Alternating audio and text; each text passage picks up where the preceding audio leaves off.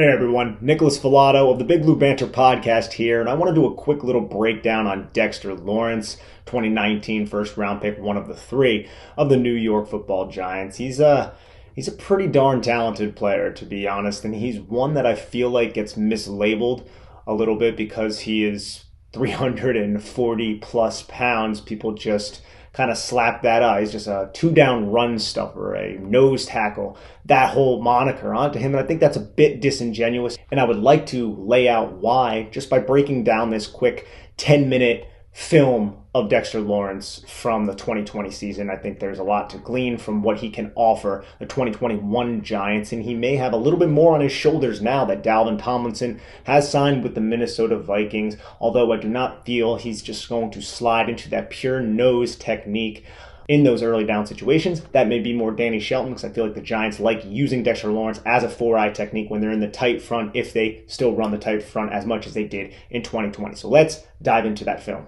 Now that my ugly mug is gone and the sound quality should be just a little bit better, let's go over some Dexter Lawrence film. This is a play against the Seattle Seahawks. We have Dexter Lawrence aligned at the two-eye technique with Dalvin Tomlinson as a three technique to the field side. The line of scrimmage with Nico Lalos right here, Jabal Sheard, got Tay Crowder, got Blake Martinez. A lot of space here, inviting the run, to be honest, because you're going to have those overhang defenders come, and they're going to try to spill everything outside. Let's see what happens. It's going to be a gap type of run here.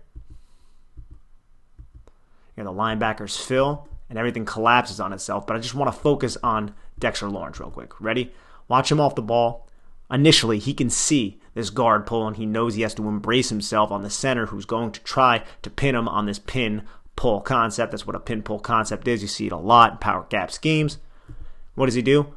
He takes that inside hand. He makes initial contact right beneath the shoulder pad of the center, gets his outside arm right beneath the shoulder pad, has that inside arm position, and look, the center, he can't get inside of Dexter Lawrence, and he's probably surrendering over 40 pounds of weight to Dexter Lawrence, and Dexter Lawrence can just use his brute strength to bench press him off, wins the leverage battle right here. You can see his hat is lower. Look, what kind of power can you get from this position?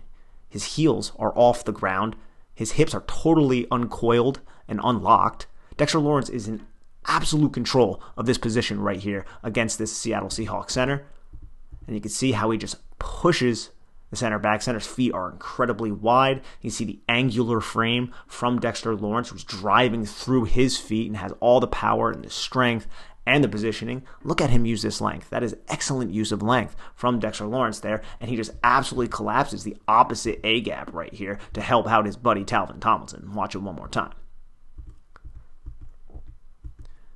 Look, he has his body in this now B gap because the guard vacated, but it was an A gap, and he just uses sheer force to collapse the opposite A gap, basically playing a gap and a half right here in a front that only had two down linemen with wide nine techniques. Really, really impressive stuff.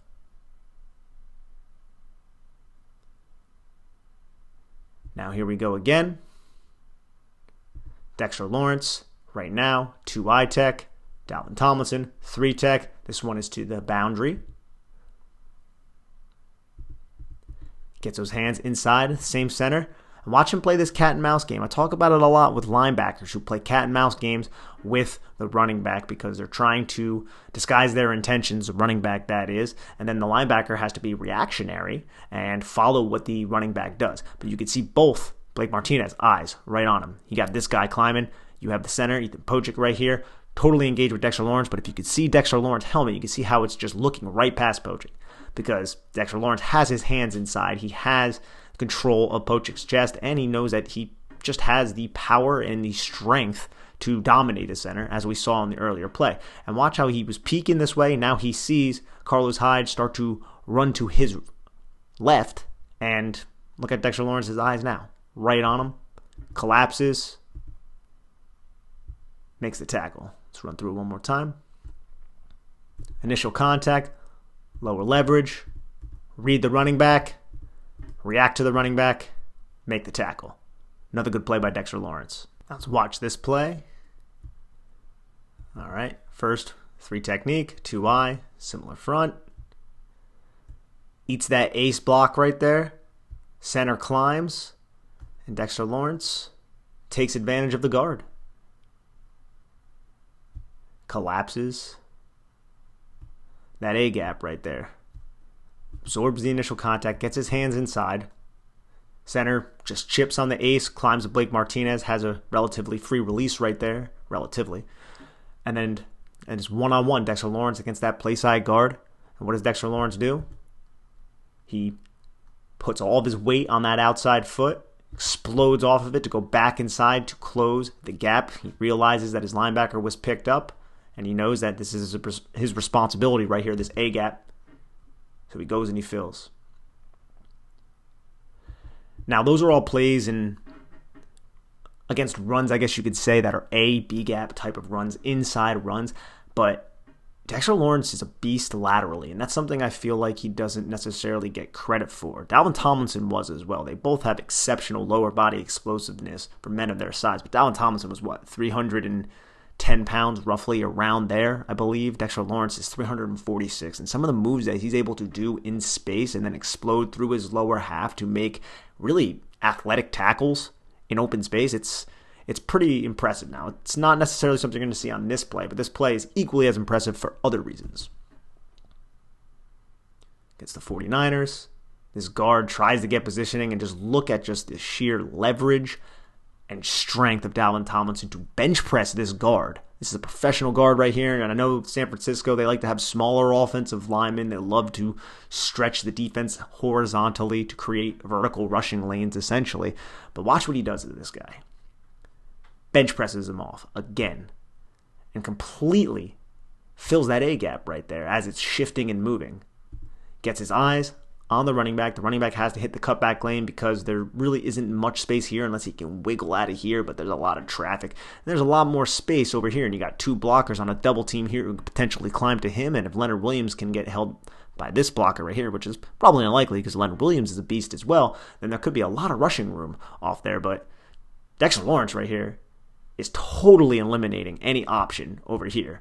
And he squats down, and look how low he gets there, man. That is a lot of lower body flexion. That is a lot of bend, and that is total occupancy of the A-gap here. And he's able to come off the block and make the tackle. See something similar here, only it's flowing like this, but it's another ace block. Well, actually, that's a deuce block because it's the guard and the tackle. He tries to chip the guard to climb to the linebacker. And it's a more difficult block right here from Mike McGlinchey because he has to reach and try to get to that inside shoulder of Dexter Lawrence. And I think 60 does an adequate job giving his teammate an opportunity to do that. But Dexter Lawrence is just too much of a beast, and McGlinchey just never gets any sort of positioning here. See, he has positioning in the sense that he can be in good position, but he never locks into his position is probably what I should say. And Dexter Lawrence uses his hands to keep McGlinchey off of his own chest, pushes McGlinchey, finds the ball carrier who was already held up. And now we have some plays against the Los Angeles Rams. Again, these are lateral flowing plays. I believe there's two of them. There it is again, him flowing laterally. Not an easy thing to do for someone pushing 350 pounds. And he's engaged with the block pretty well right there. But again, he's lower. He feels the double team. Doesn't really affect him. He continues to push towards the ball carrier. And he's able to disengage, come off the block. And look how athletic that is. He's not just getting shoved here.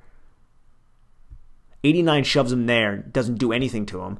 But he's sensing the running back. And he's diving and making that tackle. Very impressive. And here we got it again. Another lateral play. Eating a double team.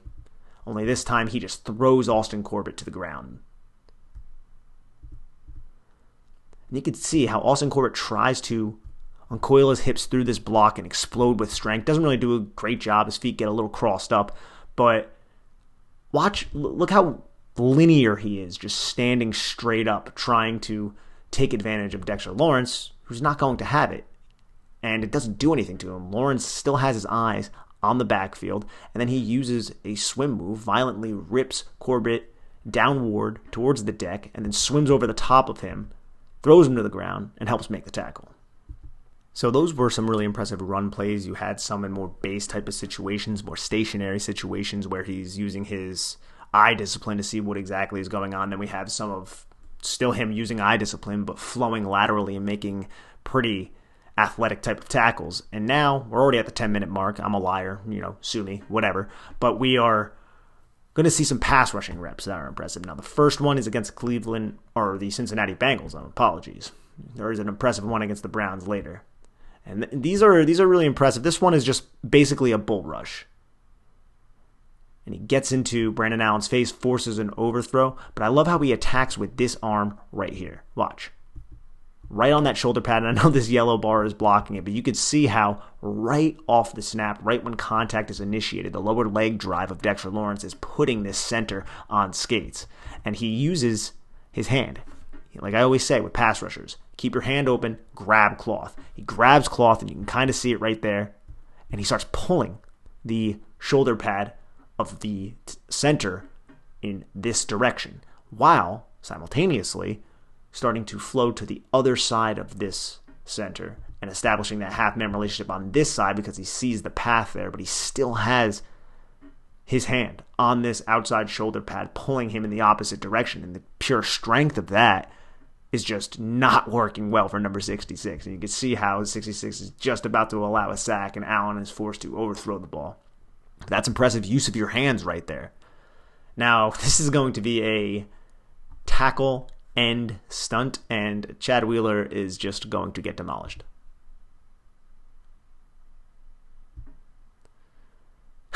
Yeah, so it's just a simple tackle end stunt. You're going to have the penetrator right here. You're going to have Jabal Sheard be the looper inside. And what this is meant to do is this guard's going to engage Dexter Lawrence, who's aligned as a 3 technique, and he's going to attempt to ride him up the field. And what Dexter Lawrence is trying to do is to create a pick on the tackle and force this guard to also block him up the field, creating an open rushing lane right here in the A-gap. Now, it almost happens the running back kind of gets in the way there, but that is one of the worst handled transitions between this guard and Chad Wheeler right here. And Dexter Lawrence just bulls over Chad Wheeler, just with pure strength right there. And it's difficult for protections to block these things up, and a lot of defensive teams are sending 4-man pressure packages just consisting of stunts like this, and they're not easy to block up, especially with guys as big and as athletic and as versatile as Dexter Lawrence. All right, now we see him at the nose right here. Let's watch him attack, finish, get into Russell Wilson's face, force an incompletion. Let's break that down real quick. You have him as a nose here. He's going to release towards the running back, but it's an obvious pass. So what does he do? He attacks the half man of the center, and he gets this outside arm underneath and kind of on the midline of the center while using the other arm to press the outside shoulder of the center and start just churning his legs and moving upfield. And while he's doing this, you can see all the strength of the center is just being exerted to try and stop this locomotive that is coming through. Look at the bend right here in the center and how there's nothing else he could do. There's no leverage at all at this point.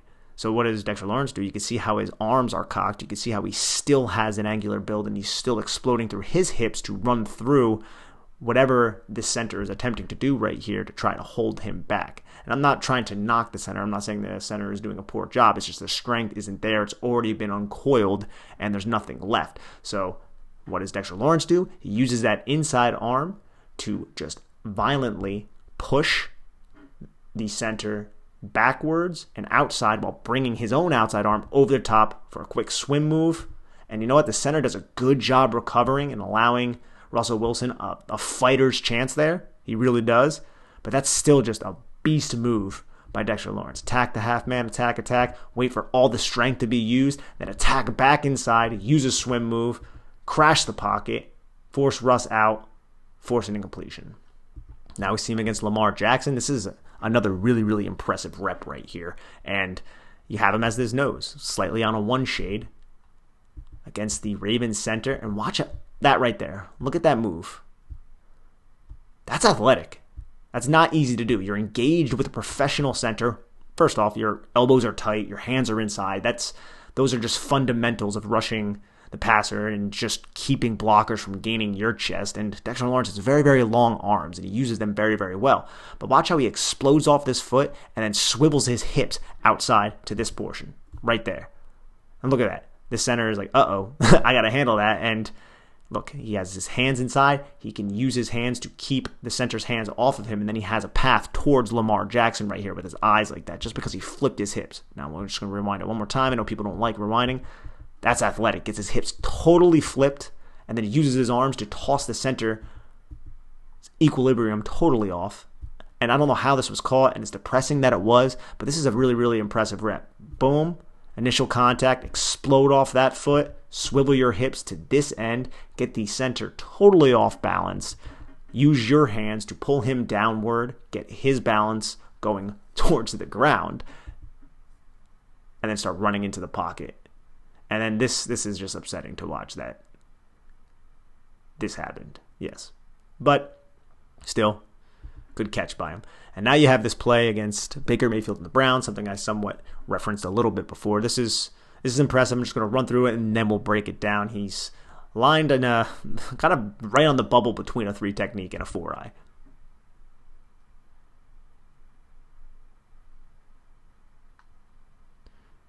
And he gets the sack. Now, well, let's hold up there, Pittsburgh. Look at it, and this is the Browns' offensive line, really talented offensive line right here. Now, this isn't Teller, but still. He comes off the ball. First, initial punch with the outside arm on the outside shoulder. And then what does he do? He uses that outside arm to catch the guard's outside arm with his other arm. Look at that. That is excellent hand technique right there. Look, established contact. Now he's going to bring his other arm, his inside arm, up and capture that arm like that. Looks like some sort of, Steve Austin type of wrestling move or something. And then from there, he's going to just start chugging upfield. And now he's effectively using a rip move. You probably heard that reference before on the podcast. This is what a rip move is. It's much easier to do for edge rushers trying to gain the edge. But he's on an island here.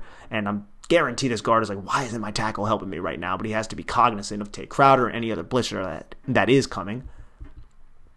And then from the rip move, he separates by moving upfield and bending through his lower body, showing good bend. And then he runs through the center's help to get the sack on Baker Mayfield. Again, one more time. Initial contact, just going to choke slam your arm, bend through myself, bend through the contact, get through your blocking attempt, and then I'm going to get through the center's blocking attempt to get that. Now, that's really, really impressive. And just before we close this out, this play starts a little late, but I just want to show Dexter Lawrence just keying and diagnosing this screen. Comes off the ball here, and he notices, why didn't that guy block me? Something is up there. I'm supposed to be blocked. That's his job. That's why he gets paid a bunch of money. Then he sees the running back just kind of slow his pace, slow his tempo down, and he realizes it right here. Like, look, he has that foot planted in the ground. He's ready to explode towards the running back, and that's exactly what he does. Ben Roethlisberger throws it. Dexter Lawrence tracks it down, makes the tackle for a loss. That is really impressive by Dexter Lawrence. I think he is primed for a really, really solid season in his third year. Now that Dalvin Tomlinson is gone, there might be a little bit more of a focus on Dexter Lawrence. And I mean, there's a lot of bodies on this defense, a lot of young players. And obviously, Leonard Williams is going to see his fair share of snaps as well. But Dexter Lawrence offers something totally different because he is somebody with that mountain type of size of 350 almost pounds. Yet, he moves pretty nimbly. He can rush the passer, he knows how to use his hands, and he's deceptively athletic. So we can't just think of this guy as somebody who's going to be a 2-down run stuffer because he has pass rushing upside, as you've seen throughout this video. And there are other clips, too, from the 2020 season of him doing a really, really good job putting pressure on the quarterback, defeating blocks, and he's also just a load to block if you're trying to double team this individual. He's still has that anchor and that posterior strength that he uses to anchor down. Now, I don't think it's as refined as somebody like a Dalvin Tomlinson from last year, but he could still grow into this because he's still a young player. And I'm really excited for him going into his third year under Patrick Graham's tutelage. I think the sky's the limit for someone like Dexter Lawrence. Thank you so much for tuning into this quick video. It went a little bit longer than 10 minutes, but please, if you guys have not listened to our podcast yet, it's Big Blue Banter. It's myself and CBS's Dan Schneier. We break down the Giants from an all-22 standpoint. We break down the film. We go over the schemes and the X's and O's and why the Giants win and why the Giants lose. It's a very, very film-oriented type of platform, but we also go over everything New York Giants. So please head on over to wherever you digest podcasts and look up Big Blue Banter.